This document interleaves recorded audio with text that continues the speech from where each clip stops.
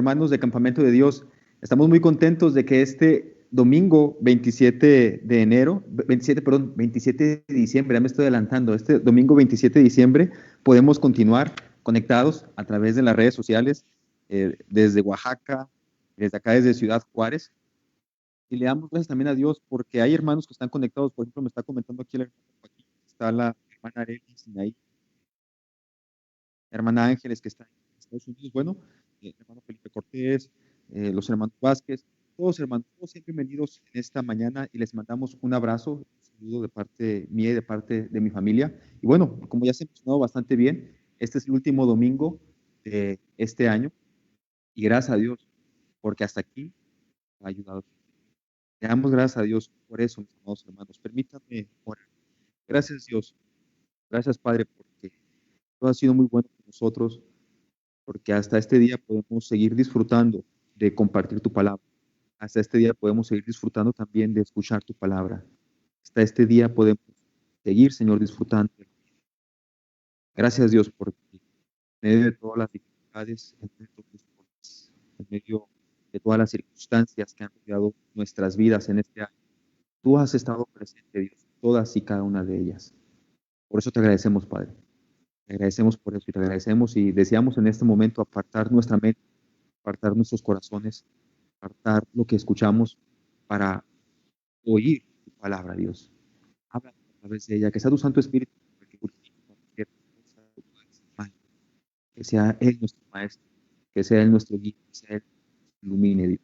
Gracias, Padre, porque cada uno de nosotros has puesto a tu Santo Espíritu que nos guía a la interpretación y a la asimilación de tu palabra. Te lo agradezco, Señor. Lo agradecemos en Cristo Jesús. Amén. Mis amados hermanos, permítanme comenzar de esta manera. En marzo del 2013, una coalición liderada por Estados Unidos invadió Irak bajo el pretexto de la pretendida posesión por parte de Irak de armas de destrucción masiva y de mantener vínculos con el grupo terrorista de Al-Qaeda. El 13 de diciembre de ese mismo año fue capturado Saddam Hussein por las fuerzas estadounidenses en la operación Amanecer Rojo. Después de su captura, fue enjuiciado por una corte iraquí por crímenes de lesa humanidad relacionados con el asesinato de 148 chiitas iraquíes en 1982. Por lo tanto, Saddam Hussein fue sentenciado a muerte en noviembre del 2006 y ahorcado el 30 de diciembre de ese mismo año. Saddam Hussein había nacido en 1937, siendo el tercer hijo de una familia campesina que no poseía ninguna tierra. Vivían en un mísero asentamiento de cabañas de adobe a las orillas del río Tigris. Su padre abandonó a su familia a los 6 meses antes que Saddam naciera. Su madre estaba severamente deprimida que su hijo mayor de 13 años había muerto de cáncer. Intentó sin éxito deshacerse del embarazo de Saddam e incluso intentó suicidarse. La depresión de Suba empeoró cuando nació Saddam, hasta el punto de que ella no quiso ver ni saber nada del recién nacido. Por lo que el tío de Saddam literalmente le salvó la vida, a quien alejó de su madre y crió durante sus primeros años de vida. Desde muy joven, Saddam comenzó a adiestrarse en escuelas y grupos nacionalistas que nutrían su odio hacia la monarquía reinante de Irak y nutrían su odio a las continuas ocupaciones colonialistas de Estados Unidos y Gran Bretaña. Llegó al poder cuando, junto con su partido político, inició un golpe de Estado. Desde 1974 asumió el cargo de vicepresidente y como vicepresidente llegó a ser la figura más influyente de su partido político y del gobierno. Tan fuerte, tan fuerte era el apoyo popular y la influencia que ejercía Saddam Hussein, que el presidente de Irak renunció a su cargo en 1979 porque vivía a la sombra del vicepresidente Saddam Hussein.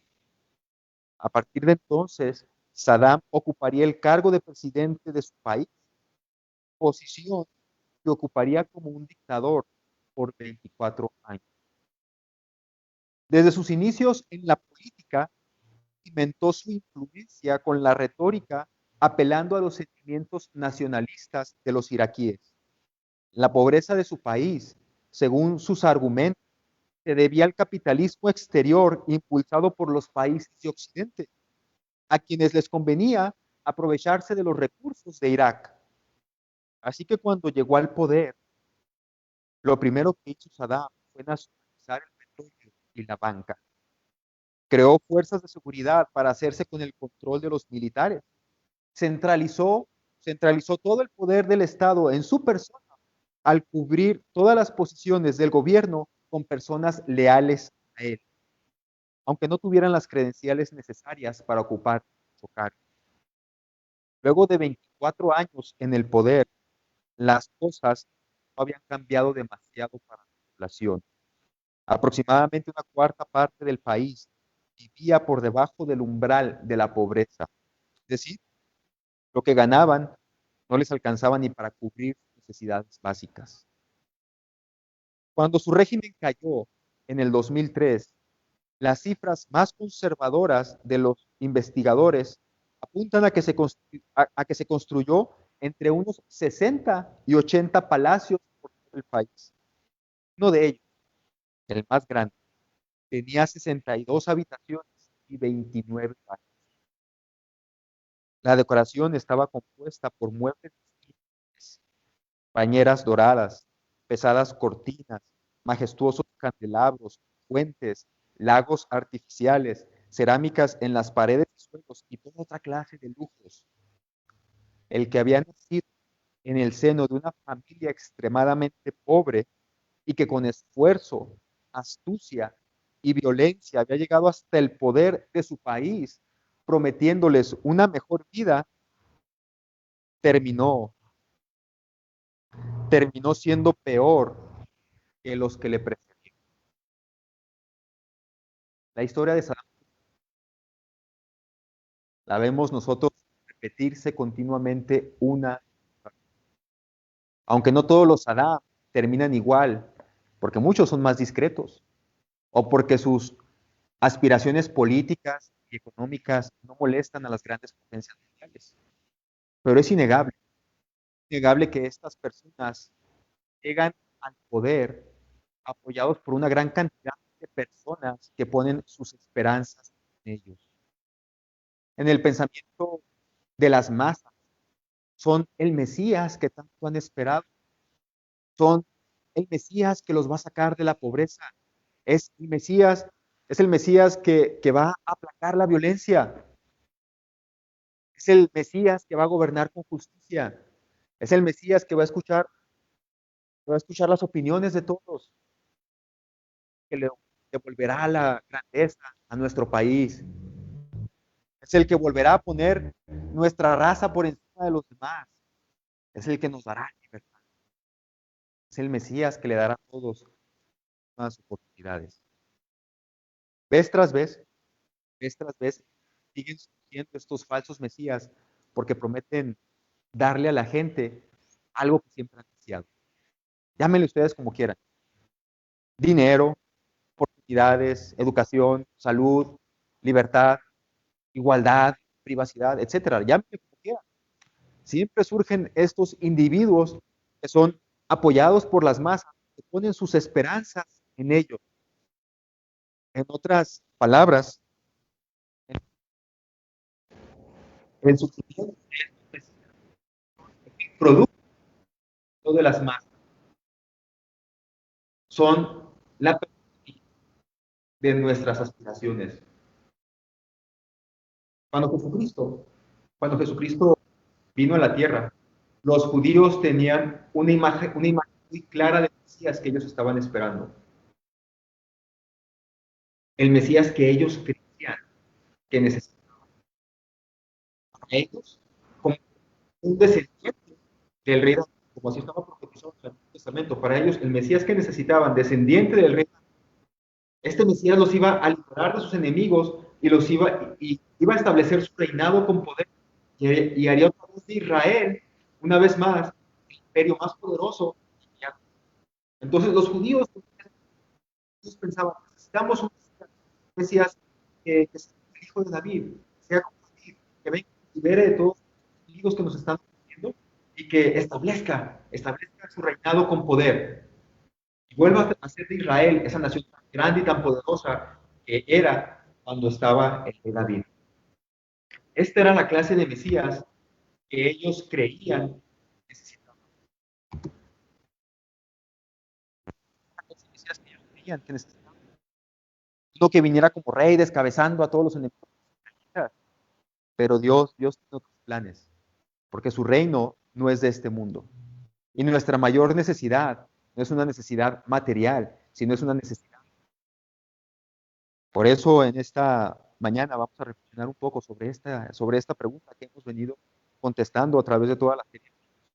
Este, ¿Quién es este? El rey que necesitamos.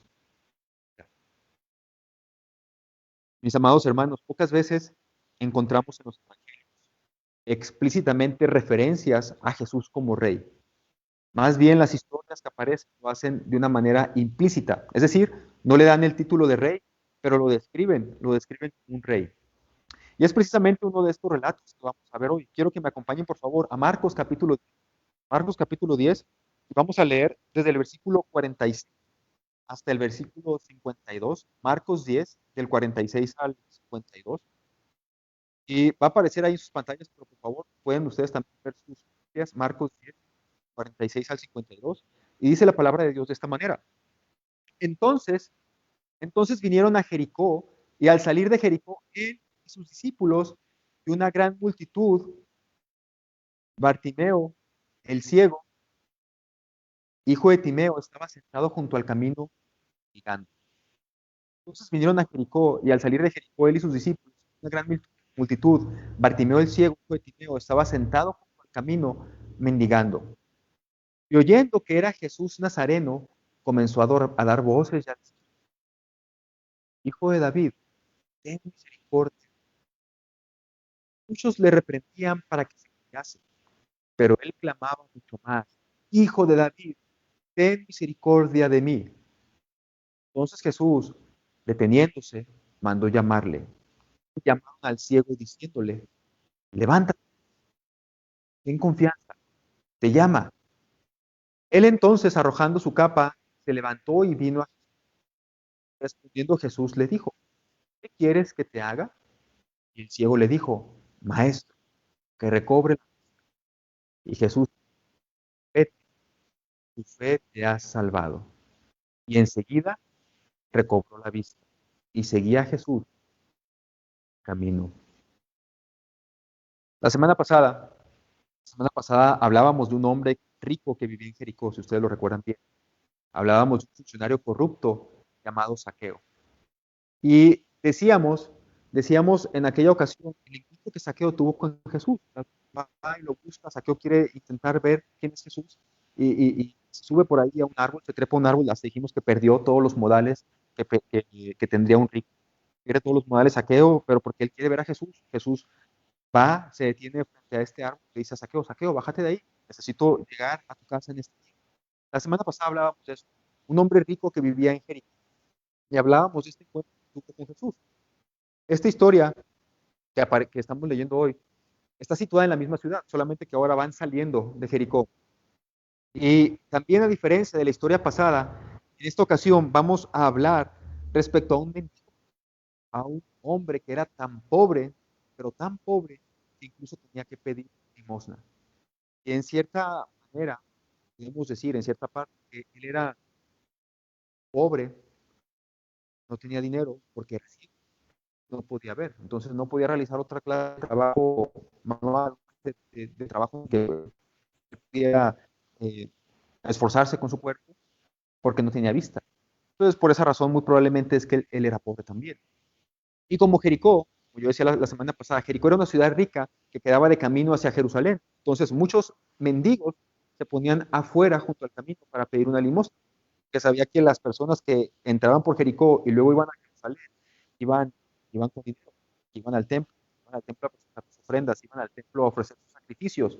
Entonces, que de alguna manera estas personas, al ir con estos remordimientos en su cabeza, porque van al templo a ofrecer perdón, pues básicamente los mendigos se ponían a las afueras de Jericó para que la gente diera ahí sus limosnas, para que la gente, en ese momento en el que ellos están con esta actitud de buscar el perdón de Dios, pues quieran hacer una buena acción, alguien que lo necesitaba. Entonces, por esa razón, allá a las afueras de Jericó abundaban esta clase de personas. Y entonces dice la palabra de Dios que ahí estaban, que los discípulos habían llegado a Jericó y ahora van saliendo, y cuando van saliendo, ahí está Bartimeo, que estaba sentado junto al camino, pidiendo. Y en esas estaba Bartimeo, cuando dice la palabra de Dios que Jesús pasa, pasa por ahí rumbo a Jerusalén. Y entonces Bartimeo oye, en el versículo 2, Bartimeo oyó que era Jesús. Entonces Bartimeo oye que es Jesús, y es como si alguien estuviera anunciando, como si fuera una procesión, o van los reyes ahí marchando y alguien va mencionando ahí que el rey va pasando. Bartimeo escucha que es Jesús, y entonces comienza a gritar: Jesús, Jesús, hijo de David, ten, ten misericordia de mí. Esta es la primera ocasión que aparece este título para Jesús en el Evangelio según San Marcos: hijo de David. En el Antiguo Testamento, Dios había anunciado por medio de los profetas que el Mesías iba a ser del linaje de David. Los hijos de David en el Antiguo Testamento son los reyes que estuvieron gobernando en Judá, en el reino del sur. Entonces, el hijo de David describía a alguien que era descendiente del rey David. Por lo tanto, cuando Bartimeo está diciendo esto, Bartimeo está diciendo que Jesucristo es el verdadero rey de Israel, que realmente es a Jesucristo quien debe pertenecer el trono. Así que cuando Bartimeo escucha que es Jesús el que está caminando por ahí, el que está pasando, él empieza a gritar: Jesús, hijo de David, ten, ten compasión de mí. Rey de Israel, el verdadero rey de Israel, por favor, ten, ten misericordia de mí. Cuando este ciego comienza a gritar, podemos observar por lo menos dos cosas: desesperación y fe. No podía Bartimeo seguir viviendo así. La desesperación de este ciego había llegado a su punto más alto. Él era un marginado en todo el sentido de las palabras. Era un marginado, fíjese bien, era un marginado físico, porque Bartimeo no podía. Entonces, por un lado, él ya sufría una incapacidad por ahí visual, estaba en desventaja frente a las demás personas. No podía ver. Entonces, él era un marginado físico. También era un marginado social, porque nos damos cuenta más adelante que la multitud lo reprende, porque la multitud tenía esta actitud hacia los que estaban enfermos, hacia los ciegos, hacia los leprosos, hacia otros más, porque la multitud creía que esta clase de personas estaban así por su pecado, y entonces también por eso los despreciaban, los orillaban: son pecadores, no los queremos, no los necesitamos. Entonces era un marginado social, y aparte pues, era ciego, no podía hacer lo que hacían los demás. Entonces Bartimeo era un marginado físico, pero también era un marginado social. No solamente eso, también era un marginado económico. Era pobre, no le alcanzaba el dinero, tenía que salir a pedir limosna, y todos los días tenía que salir porque seguramente lo que recogía en el día no le alcanzaba para comer. Pobre, entonces también era un marginado económico. Una, todavía, una razón más de la marginación de Saqueo es que era un marginado. Según la interpretación de judíos, ya había dicho esto en otras ocasiones, pero lo vuelvo a repetir. Según las interpretaciones de los judíos, las personas que tenían alguna enfermedad como lepra, incluso la fiebre o la ceguera, era porque Dios los había castigado. Y entonces se consideraba que estaban en esta posición porque de alguna manera estaban cargando el juicio de Dios. Y por lo tanto, mientras no fueran curados de esa enfermedad, no podían pertenecer al pueblo de Dios. Entonces, no por donde usted lo quiera ver, es una persona que está en los estratos más marginados de la humanidad. Impedido físicamente, impedido socialmente porque la gente no lo quería, impedido económicamente y también impedido de tener una relación con Dios según la cosmovisión de los judíos. La situación de Bartimeo es tan desesperante que casi casi nosotros podemos sentir su angustia cuando leemos estas palabras. Jesús, Jesús, hijo de David, ten misericordia de mí. Es desesperante la situación de esa. Pero hay otra cosa más que podemos ver en su grito. Podemos ver fe.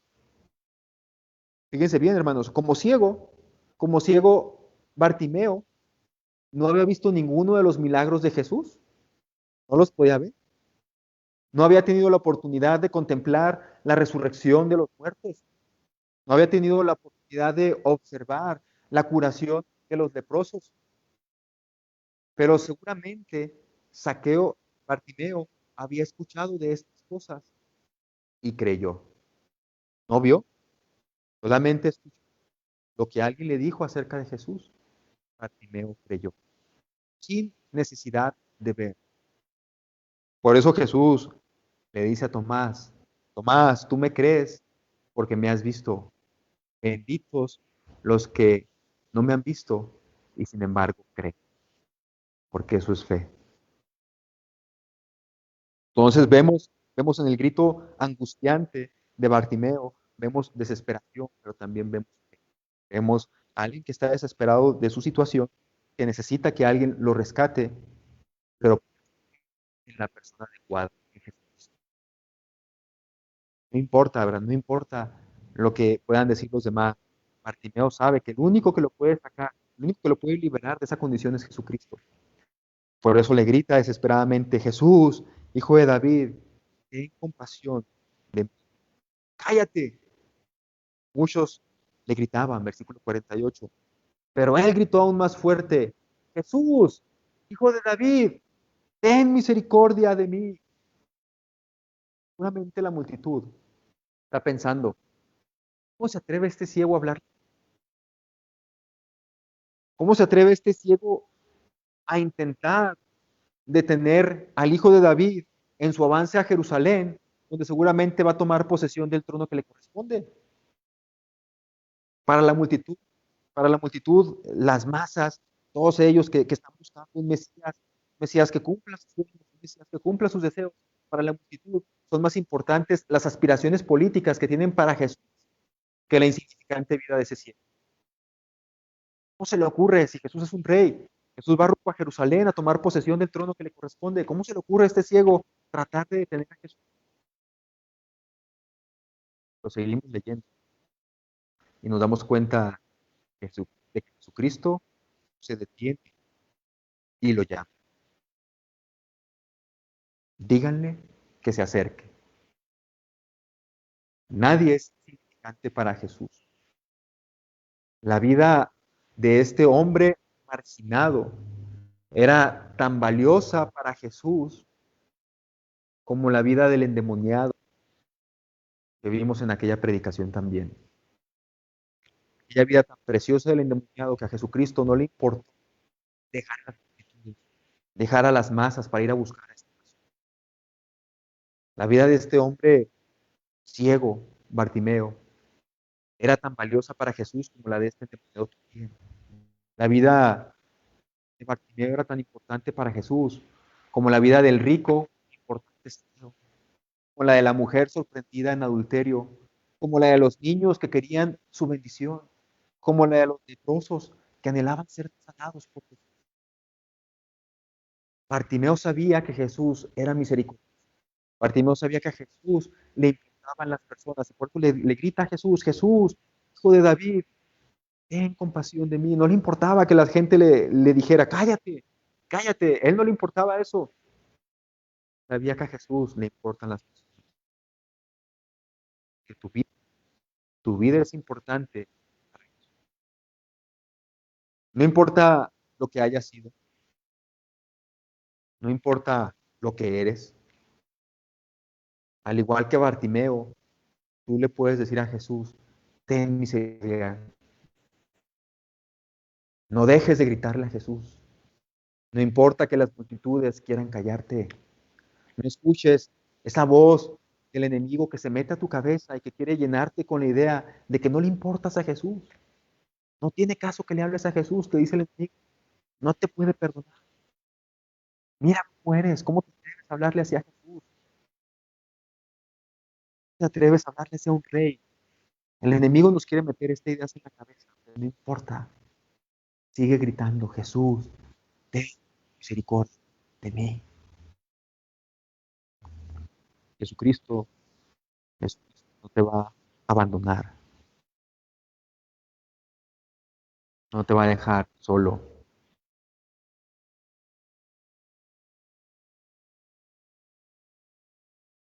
Los gobernantes de este mundo no sirven a su pueblo. Los gobernantes de este mundo se sirven a sí mismos y sirven a sus amigos. La justicia está reservada solamente por muchos crímenes e injusticias quedan en el olvido. De vez en cuando, de vez en cuando, para congraciarse con el pueblo y para reforzar su imagen pública, se toman fotos entre los ciudadanos, dan despensas. Cuando hay un desastre, llegan para tomarse la foto ahí, de pronto indultan y exoneran unos cuantos. Y es verdad que pues, los gobernantes no pueden suplir las necesidades de todos, pero son parciales. Se sirven solamente a sí mismos y sirven a sus amigos. Mayormente van a ser atendidas a aquellas personas que tienen palancas. Pero Jesús no es así. A Jesús no le interesa salir en la foto, a Jesús no le interesa el poder para ser servido, a él le interesa todo lo contrario, a él le interesa servir, a él le interesa su creación, a él le interesa, a diferencia de los gobernantes que toman el poder solamente para servirse a sí mismos. Jesucristo tomó el poder para servirnos, servirme a ti, para servirte a ti. Es un rey totalmente diferente a los reyes, a los políticos que nosotros conocemos aquí en nuestra tierra. Llamaron al ciego y le dijeron, anímate, vámonos, vamos, él te llama. Bartimeo echa a un lado su abrigo, se levantó de un salto porque Jesucristo le habla, le ha hablado a este rey tan importante que detiene su paso y que no le importa que las multitudes no quieran que se detenga. Él se detiene porque necesita a alguien de su sanidad. Entonces Jesucristo se detiene, Bartimeo le dice, llámele a Bartimeo, Bartimeo escucha, se viene, un salto, emocionado, contento porque le ha dado la audiencia a Jesús, y entonces se acerca a Jesús y le pregunta a Jesús a Bartimeo, ¿qué quieres? ¿Qué quieres que haga por ti? Esta pregunta nos puede parecer absurda porque podemos decir, bueno, que Jesucristo no sabía que Bartimeo estaba ciego, que Jesucristo no sabe que lo que necesita es ver, pero no es absurda. ¿Saben por qué no es absurda? Porque alguien escribió esto. ¿Qué quieres que haga por ti? Es la pregunta más importante que Dios puede hacer y la que con mayor frecuencia contestamos erróneamente. Pedimos toda clase de cosas equivocadas en la vida. ¿Qué quieres que haga por ti? Pregunta Jesús. La pregunta más importante y la pregunta que con mayor frecuencia contestamos erróneamente, porque pedimos toda clase de cosas equivocadas en la vida.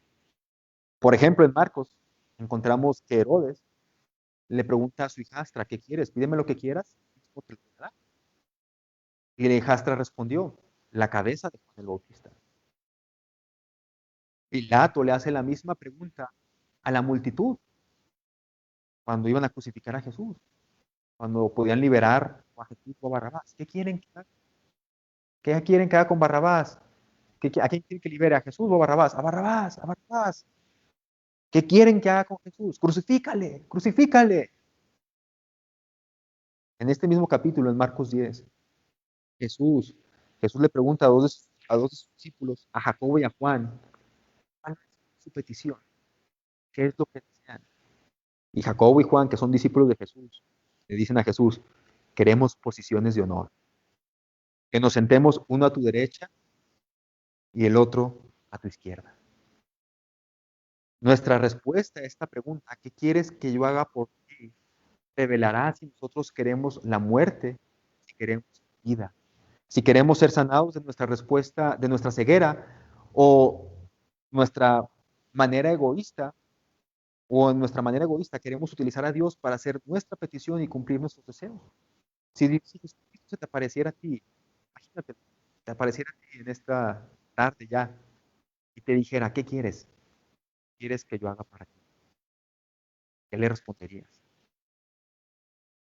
Señor, sácame de mis deudas. Señor, dame un carro nuevo.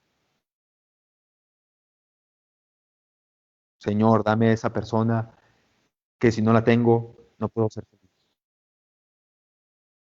¿Qué es lo que le pedirías a Jesús? Esta historia que estamos viendo tiene que ver poco con el milagro de sanidad física, tiene que ver más con el milagro de la sanidad espiritual.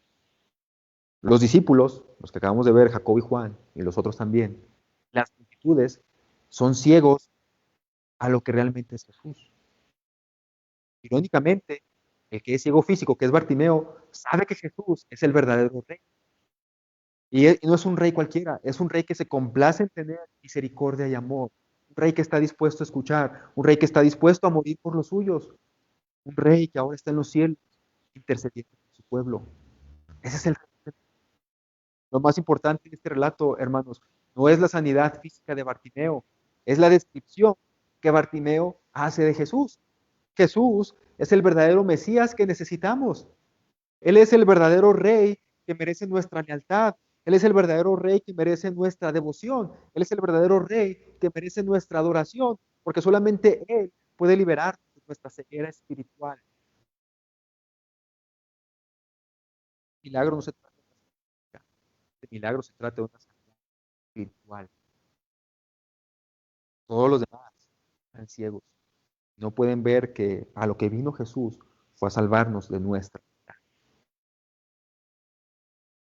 ¿Qué quieres que haga por ti? Pregunta Jesús. Los discípulos le dijeron, queremos posiciones de poder. Queremos estar sentados a tu derecha uno y el otro a tu izquierda. Y Jesús les dijo, no puedo. El único que puede hacer eso es el Padre. Jesús le pregunta a Bartimeo, Bartimeo, ¿quieres que yo haga? Le dice, quiero ver, ¿verdad? Está refiriendo a esta parte espiritual. Quiero ver. ¿Qué quieres que Jesús haga por ti? Estamos por concluir. Estamos por terminar un año inédito para todos nosotros. Ahora mismo, las esperanzas de muchas personas están puestas en una vacuna. Pero yo me pregunto, ¿la vacuna también nos va a librar de los malos políticos? ¿La vacuna acabará con los crímenes de odio? ¿La vacuna acabará con la ignorancia, con la corrupción, con la injusticia, con el racismo, con el machismo, con el feminismo? ¿La vacuna acabará con esas cosas? ¿La vacuna nos hará mejores personas? ¿Acabará con nuestro odio? ¿Acabará con nuestra lujuria? ¿Acabará con nuestros chismes, con nuestros pleitos, con nuestra infidelidad, con nuestra mentira, con nuestra codicia? ¿La vacuna acabará con todo eso? ¿Es acaso esa la normalidad a la que todos queremos regresar? La verdadera vacuna para el ser humano se llama. Solo Él nos puede liberar de la enfermedad que se llama maldad. Nuestra esperanza es Jesús. Nuestra esperanza es su amor. Nuestra esperanza es su misericordia. No dejemos de clamar a Él. Hijo de David, ten misericordia de mí, porque te necesito.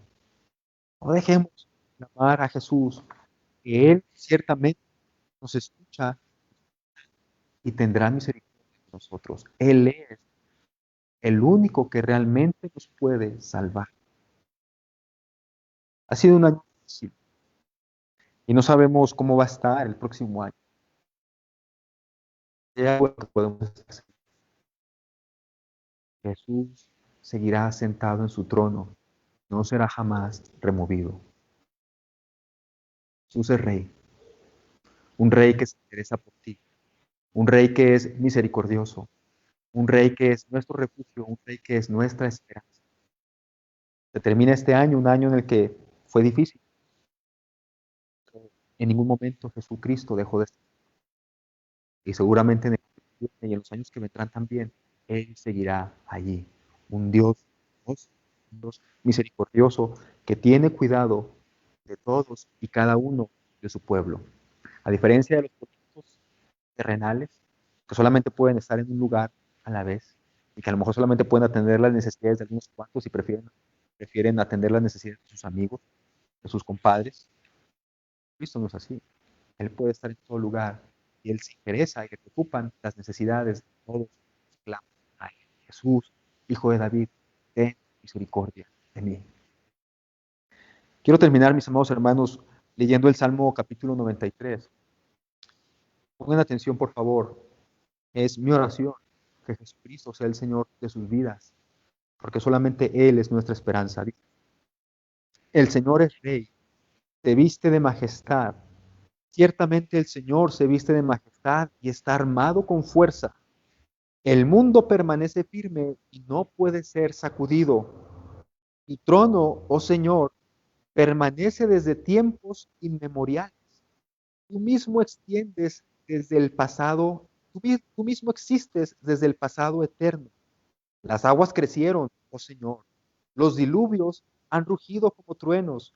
Las inundaciones elevaron sus impetuosas olas, pero más poderoso que el estruendo de los mares enfurecidos, más potente que las rompientes olas en la orilla, es el Señor, quien está en lo alto. Es más poderoso que estos. Tus leyes soberanas no pueden ser modificadas. Tu reino, oh Señor, es santo por siempre y para siempre. Gracias, Dios. Gracias, Padre, por que tú has tenido con nosotros, que tu trono permanece firme. Sigues reinando, Señor. Quizás nosotros no podamos ver todo lo que o ciegos espirituales, pero en tu palabra encontramos que tú como rey diste tu vida por nosotros.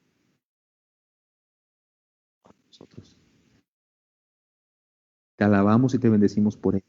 Firma, por favor, Señor, nuestros corazones, que nuestra esperanza esté en ti, que podamos descansar en las maravillosas promesas que encontramos en tu palabra, seguros de que a pesar de las circunstancias, tú sigues teniendo, Rey, oh Rey bendito. En Cristo Jesús. Mis amados hermanos, que Dios les bendiga. Les mando un abrazo y un saludo.